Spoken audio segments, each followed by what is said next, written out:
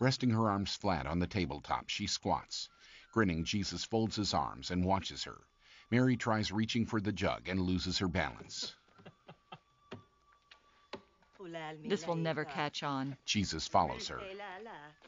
Oh, no, you don't. Take off that dirty apron before you come in. Jesus tosses aside his apron. And wash your hands. Mary pours water into her son's palms.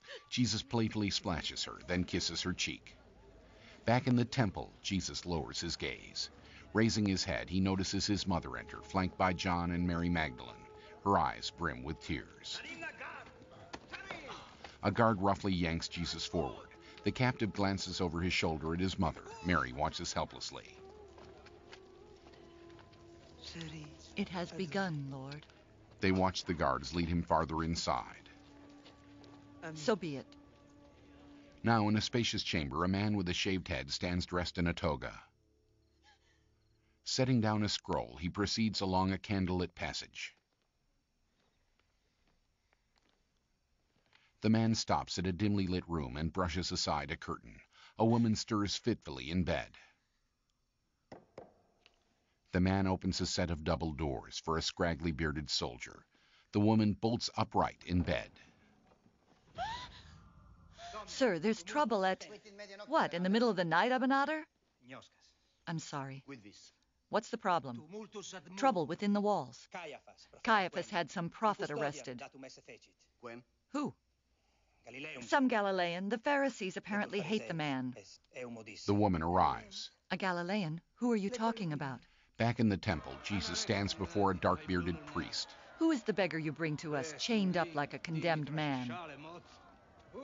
He's Jesus, the Nazarene troublemaker. The dark-bearded priest looks him up and down. You're Jesus of Nazareth? The high priest, Caiaphas, addresses Jesus. They say you're a king. Where is this kingdom of yours? What line of kings do you descend from? Speak up! Jesus bows his head.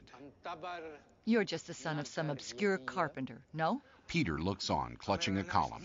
Some say you're Elijah. But he was carried off to heaven in a chariot. Why don't you say something? You've been brought here as a blasphemer. What do you say to that? Defend yourself. His right eye still swollen shut, Jesus lifts his gaze to his accuser.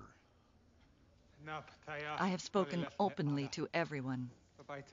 I've taught in the temple where we all gather. Ask those who have heard what I have to say. A guard points to Caiaphas. Is that how you address the high priest? With arrogance? The guard deals a close-fisted blow to Jesus' face, knocking him to all fours. As the citizens jostle for a better view, Judas arrives and presses himself against a column. The guards prod Jesus to his feet. If I have spoken evil, tell me what evil I have said. Jesus' gaze fixes on the guard. But if not, why do you hit me? The dark-bearded priest glares at the Nazarene. Yes, we'll listen to those who heard your blasphemies. Good. Let's hear them. As the dark-bearded holy man takes a seat beside Caiaphas, a bushy-bearded man paces. He cures the sick by magic, with the help of devils. I've seen it. A black-clad man seethes. He casts out devils with the help of devils. A wild-eyed man gets in Jesus' face. He calls himself the King of the Jews.